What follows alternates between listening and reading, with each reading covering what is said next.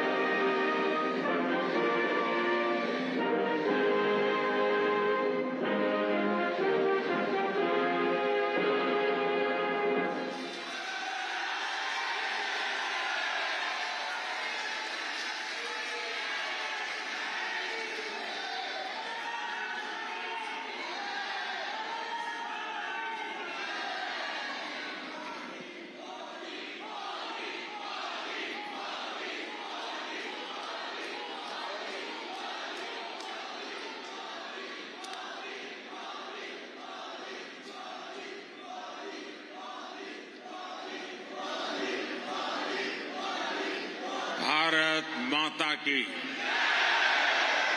भारत माता की, भारत माता की। तो मैं शुरू करूं?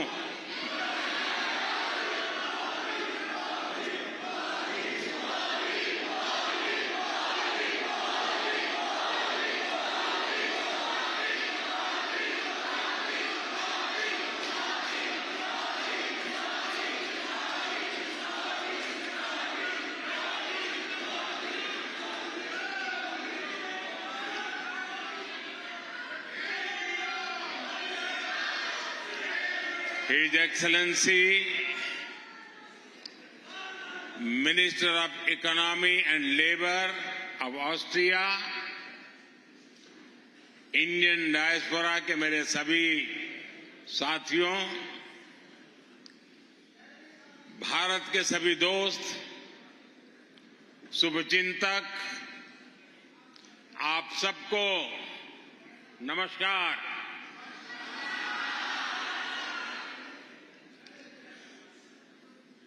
गुटिन टाग।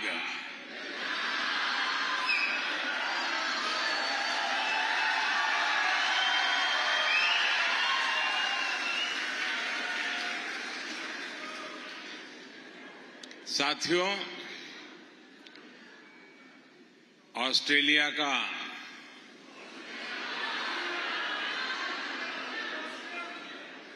ऑस्ट्रिया का ये मेरा पहला दौरा है।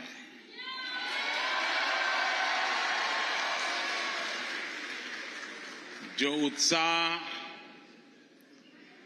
जो उमंग मैं यहां देख रहा हूं, वो वाकई अद्भुत है। 41 वर्षों के बाद भारत के किसी प्रधानमंत्री का यहां आना हुआ है।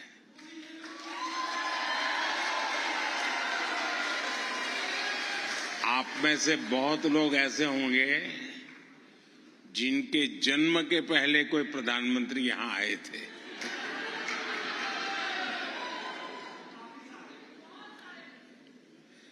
आपको क्या लगता है, इंतजार कुछ ज्यादा ही लंबा हो गया है ना?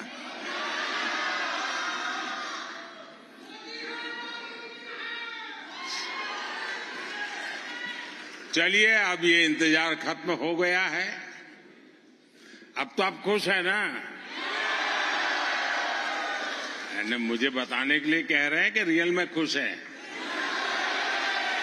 सच्चा?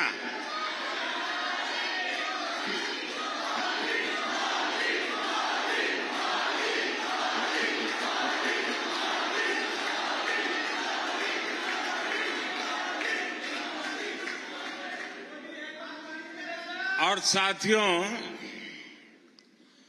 ये इंतजार खत्म भी एक ऐतिहासिक अवसर पर हुआ है। आप में से बहुत लोगों को शायद पता नहीं होगा, भारत और ऑस्ट्रिया अपनी दोस्ती के 75 वर्ष सेलिब्रेट कर रहा है।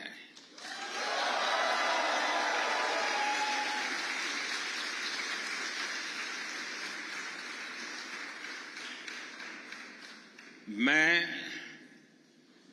चांसलर कार्ल नेमर को इस शानदार स्वागत के लिए बहुत बहुत धन्यवाद देता हूं।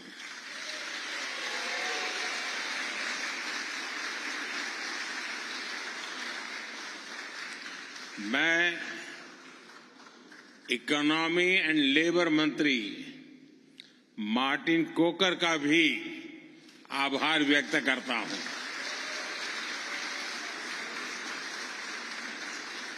आपका यहां आना ये दिखाता है कि ऑस्ट्रिया के लिए यहां बसे भारतीय कितने खास है।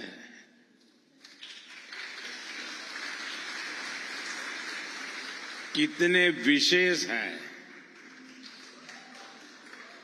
फ्रेंड्स, भौगोलिक दृष्टि से तो भारत और ऑस्ट्रिया दो अलग अलग छोर पर है, लेकिन हम दोनों के बीच अनेक समानताएं हैं। डेमोक्रेसी हम दोनों देशों को कनेक्ट करती है। लिबर्टी, इक्वालिटी, प्लुरलिज्म और रूल ऑफ लॉ का रिस्पेक्ट, ये हमारी शेयर्ड वैल्यूज है। हम दोनों समाज मल्टीकल्चरल और मल्टीलिंगुअल है। दोनों देश, हमारे समाज में हम दोनों देशों की आदत है डायवर्सिटी को सेलिब्रेट करना, और हमारी इन वैल्यूज को रिफ्लेक्ट करने वाला एक बड़ा माध्यम चुनाव है। ऑस्ट्रिया में कुछ महीनों के बाद चुनाव होने वाला है, जबकि भारत में हमने अभी अभी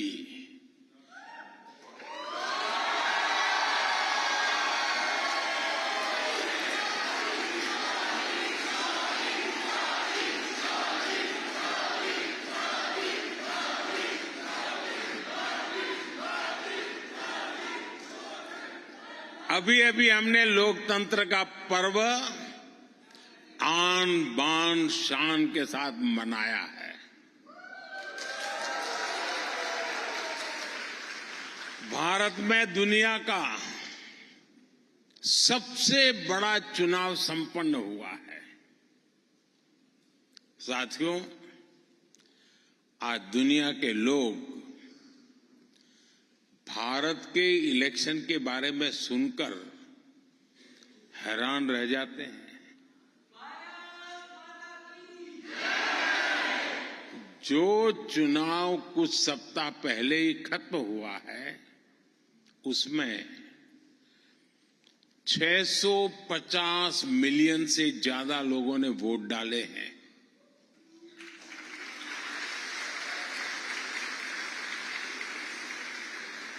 मतलब हुआ शायद 65 ऑस्ट्रिया।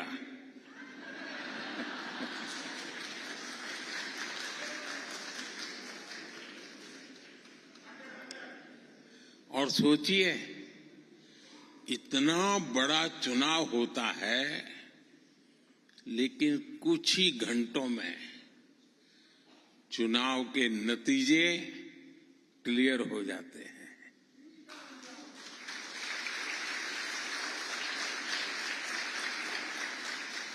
ये भारत की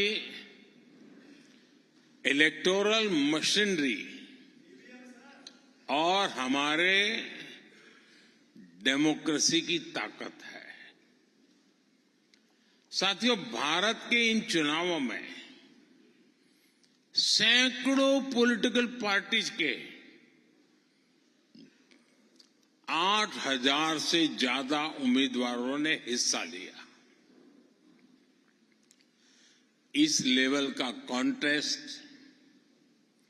इतना डाइवर्स कॉन्टेस्ट, तब जाकर के देश में जनता ने अपना मैंडेट दिया है। और देश ने मैंडेट क्या दिया?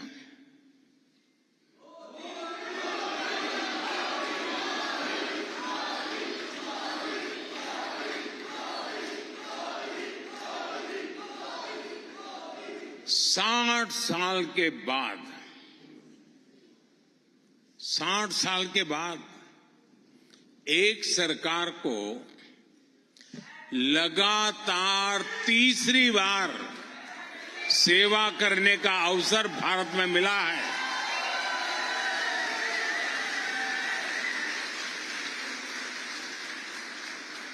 हमने तो दुनिया में पोस्ट कोविड एरा में चारों तरफ पॉलिटिकल इंस्टेबिलिटी देखी है। ज्यादातर देशों में सरकारों के लिए सरवाइव करना आसान नहीं रहा। दोबारा चुनकर आना तो एक प्रकार से बहुत बड़ा चैलेंज रहा है। ऐसी स्थिति में भारत की जनता ने मुझ पर, मेरी पार्टी पर, एनडीए पर भरोसा किया।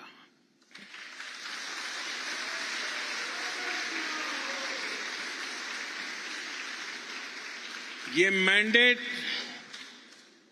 इस बात का भी प्रमाण है कि भारत स्टेबिलिटी चाहता है, भारत कंटिन्यूटी चाहता है। ये कंटिन्यूटी बीते 10 साल की पॉलिसी और प्रोग्राम्स की है। ये कंटिन्यूटी गुड गवर्नेंस की है। ये कंटिन्यूटी बड़े संकल्पों के लिए समर्पित होकर के काम करने की है। फ्रेंड्स, मेरा हमेशा ये मत रहा है कि दो देशों के बीच के रिश्ते सिर्फ सरकारों से नहीं बनते। रिश्तों को मजबूती देने में जन भागीदारी बहुत जरूरी है।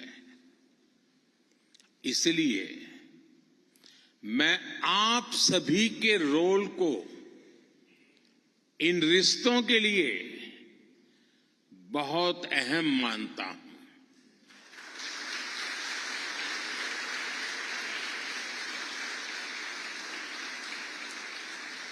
आपने दशकों पहले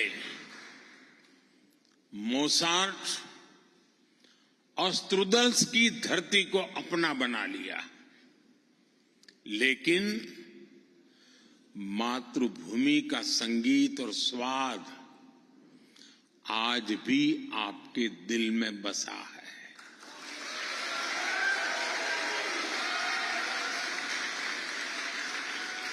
आपने वियना की सड़कों में ग्रात्स, लिंस, इंसब्रुक, साल्जबर्ग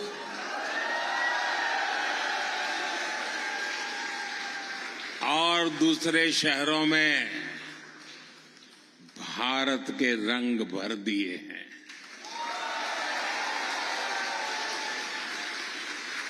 आप दिवाली हो या क्रिसमस एक जैसे उत्साह से मनाते हैं। आप तोरते और लड्डू दोनों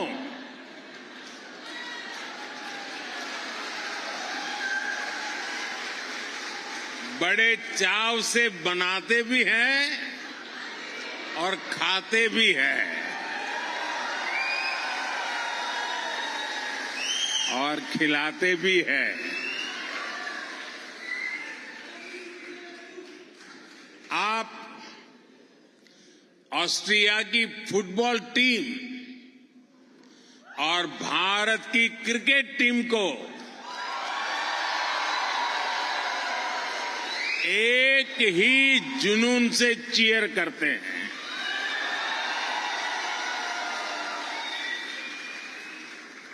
आप यहां की कॉफी को एंजॉय करते हैं, साथ ही भारत के अपने शहर वाली चाय की दुकान को भी याद करते हैं।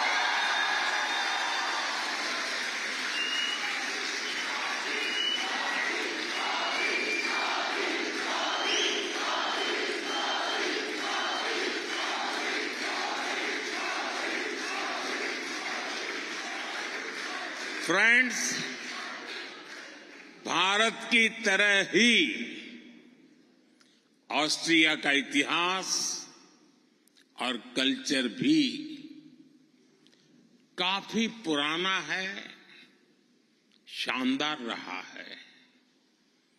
एक दूसरे के साथ हमारे संपर्क भी ऐतिहासिक रहे हैं और इसका फायदा दोनों देशों को हुआ है। ये फायदा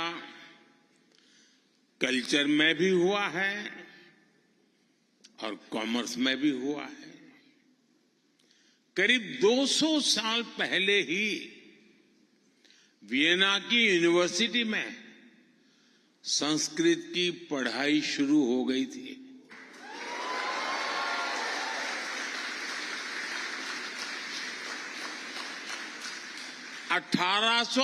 में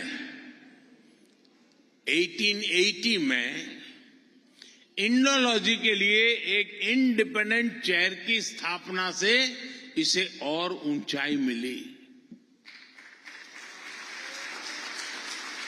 आज मुझे यहां कुछ जाने माने इंडोलॉजिस्ट से मिलने का अवसर भी मिला।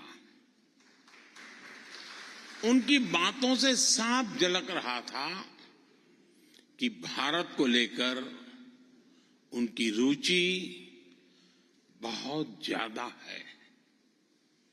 भारत के अनेक महान लोगों ने भी ऑस्ट्रिया से बहुत प्यार पाया है।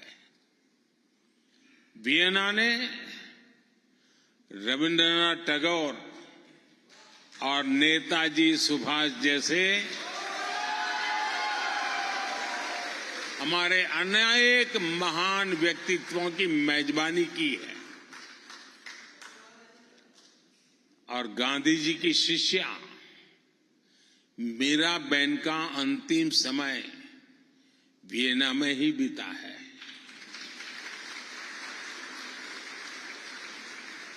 साथियों, हमारा सिर्फ कल्चर और कॉमर्स का रिश्ता ही नहीं है, बल्कि साइंस भी हमें जोड़ती है। बहुत साल पहले वियना यूनिवर्सिटी में हमारे नोबेल पुरस्कार विजेता सर सीवी रमन का लेक्चर हुआ था।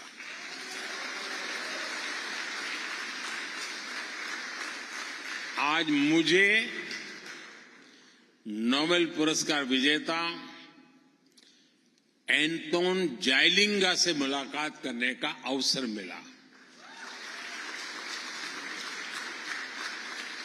इन दोनों महान वैज्ञानिकों को क्वांटम ने कनेक्ट किया है। क्वांटम कंप्यूटिंग पर एंटोन जाइलिंगा, उनका काम दुनिया को प्रेरित और प्रोत्साहित करता है। फ्रेंड्स, आज भारत के बारे में पूरी दुनिया में बहुत चर्चा हो रही है।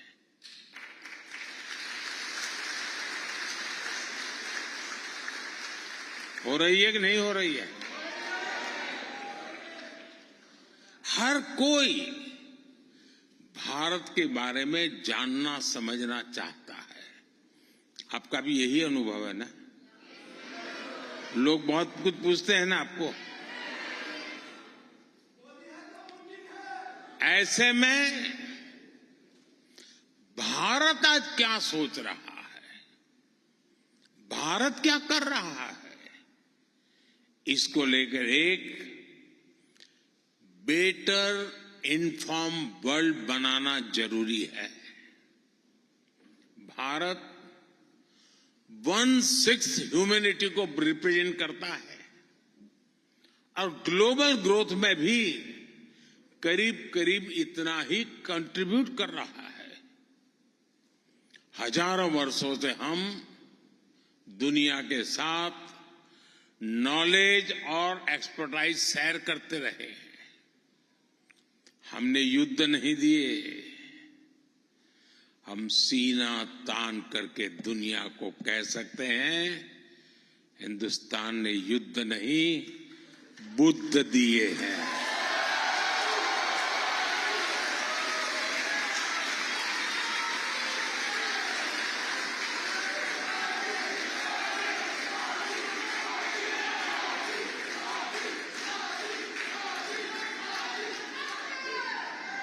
जब मैं बुद्ध की बात करता हूं तो इसका मतलब है कि भारत ने हमेशा पीस और प्रॉस्पेरिटी ही दी है।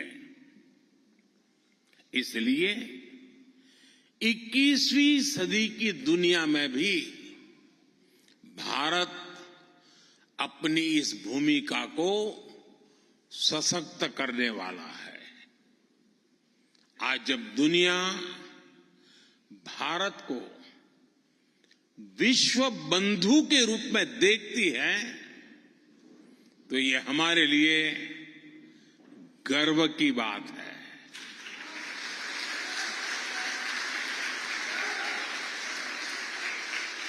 आपको भी डगर डगर पे गर्व महसूस होता है कि नहीं होता है? फ्रेंड्स, जब आप भारत में हो रहे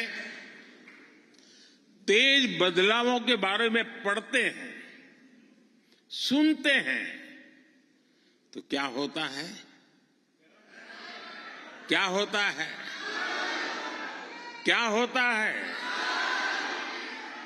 मुझे पक्का विश्वास है साथियों, आपका सीना भी 56 इंच का हो जाता है।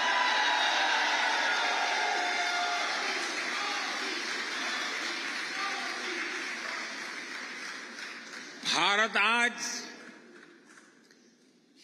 5th लार्जेस्ट इकोनॉमी है। 2014 में जब मैं आया इस सेवा के कार्य में, तब हम 10 नंबर पे थे। 10 नंबर ही नहीं कह रहा हूं,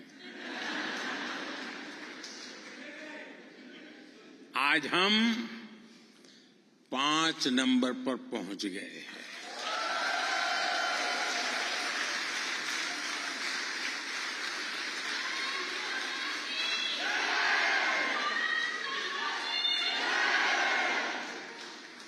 ये सब सुनते हैं तो आपको क्या लगता है? गर्व होता है कि नहीं होता है दोस्तों? आज भारत 8% के रेट से ग्रो कर रहा है। इस स्पीड के साथ क्या होगा मैं बताऊं?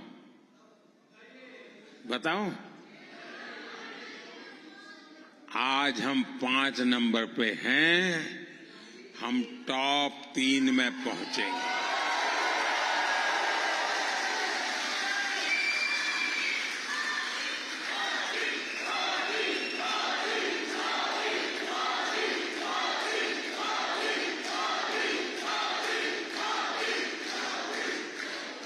और साथियों, मैंने देशवासियों को कहा था कि मेरे तीसरे टर्म में मैं देश को दुनिया की टॉप 3 इकोनॉमी में लेके जाऊंगा।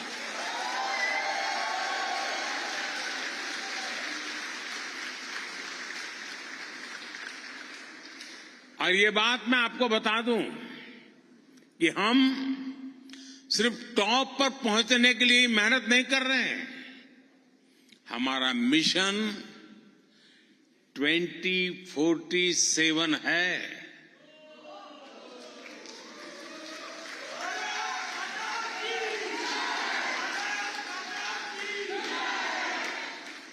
नाइनटीन 47 में देश आजाद हुआ, 2047 में देश शताब्दी मनाएगा।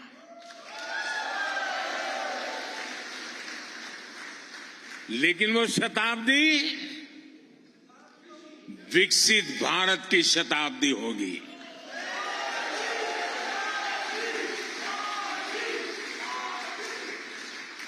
भारत हर प्रकार से विकसित होगा।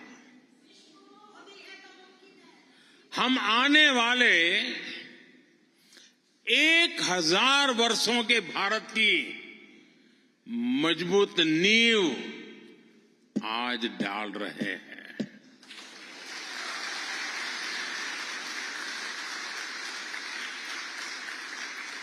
फ्रेंड्स, भारत आज एजुकेशन, स्किल, रिसर्च और इनोवेशन में अभूतपूर्व स्केल पर काम कर रहा है। 10 सालों में, यह आंकड़ा याद रखना जरा, 10 सालों में हर दिन, एवरी डे 2 नए कॉलेज भारत में खुले हैं।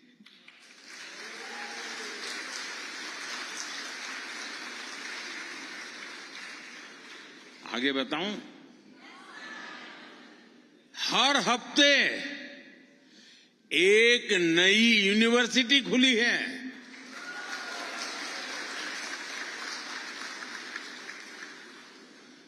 पिछले साल हर दिन 250 से ज्यादा पेटेंट्स ग्रांट किए गए हैं।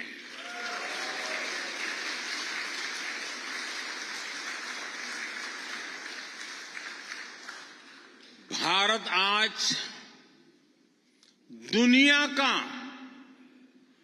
तीसरा सबसे बड़ा स्टार्टअप इकोसिस्टम है।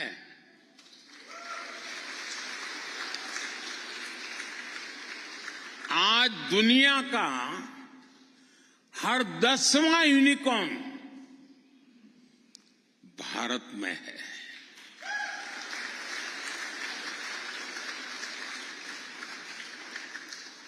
बाकी पूरी दुनिया में जितना रियल टाइम डिजिटल ट्रांजैक्शन आज होता है, उतना अकेला भारत में होता है।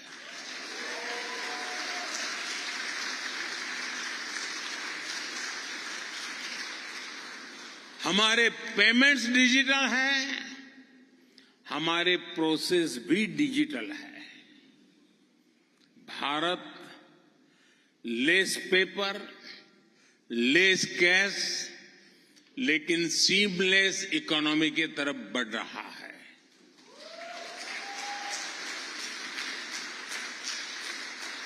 फ्रेंड्स, आज भारत बेस्ट, ब्राइटेस्ट, बिगेस्ट और हाईएस्ट माइलस्टोन के लिए काम कर रहा है।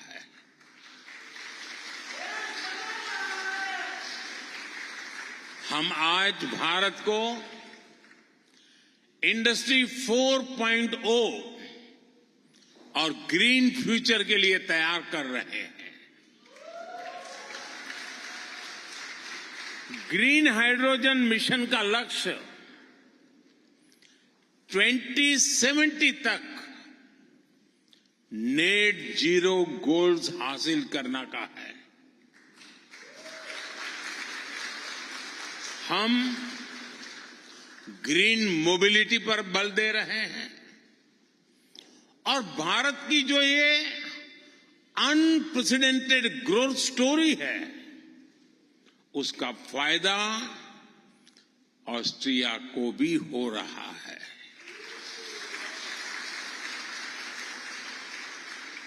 आज भारत के अलग अलग सेक्टर्स में 150 से अधिक ऑस्ट्रियन कंपनियां काम कर रही है। ये भारत के इंफ्रास्ट्रक्चर से जुड़ी एस्पिरेशंस को पूरा करने में मदद कर रही है। मेट्रो, डैम, ऐसे अनेक प्रोजेक्ट्स, टनल जैसे अनेकों इंफ्रा प्रोजेक्ट्स में ऑस्ट्रिया की कंपनियां भारत में काम कर रही है और मुझे उम्मीद है कि आने वाले समय में यहां की कंपनियां, यहां के इन्वेस्टर ज्यादा से ज्यादा भारत में अपना विस्तार करेंगे।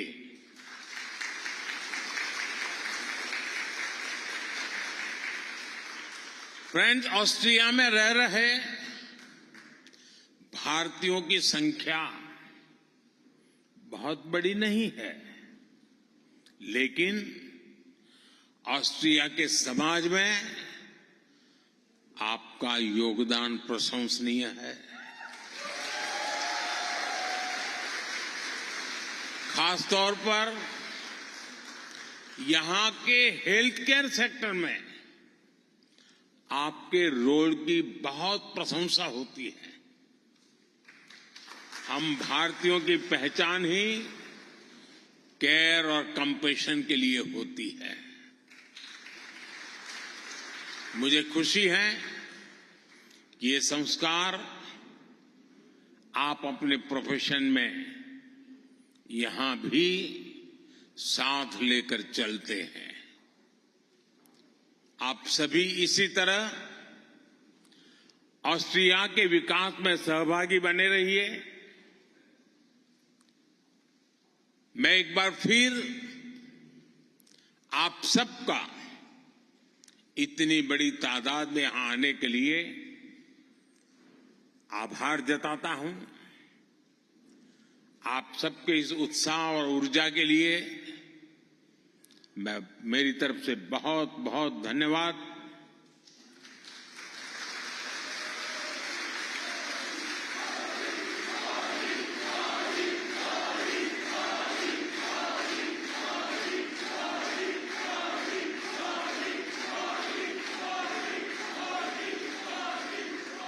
साथियों, ऑस्ट्रिया का ये पहला दौरा बहुत ही सार्थक रहा है। एक बार फिर यहां की सरकार और यहां की जनता का भी मैं आभार व्यक्त करता हूं।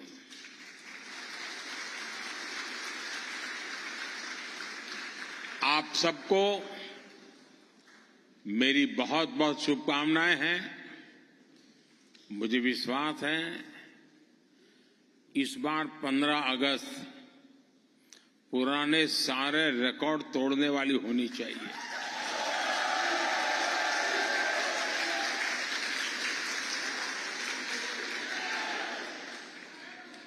होगा ना? पक्का होगा? मेरे साथ बोलिए, भारत माता की, भारत माता की, भारत माता की, वंदे वंदे वंदे वंदे वंदे वंदे वंदे वंदे वंदे वंदे। बहुत बहुत धन्यवाद।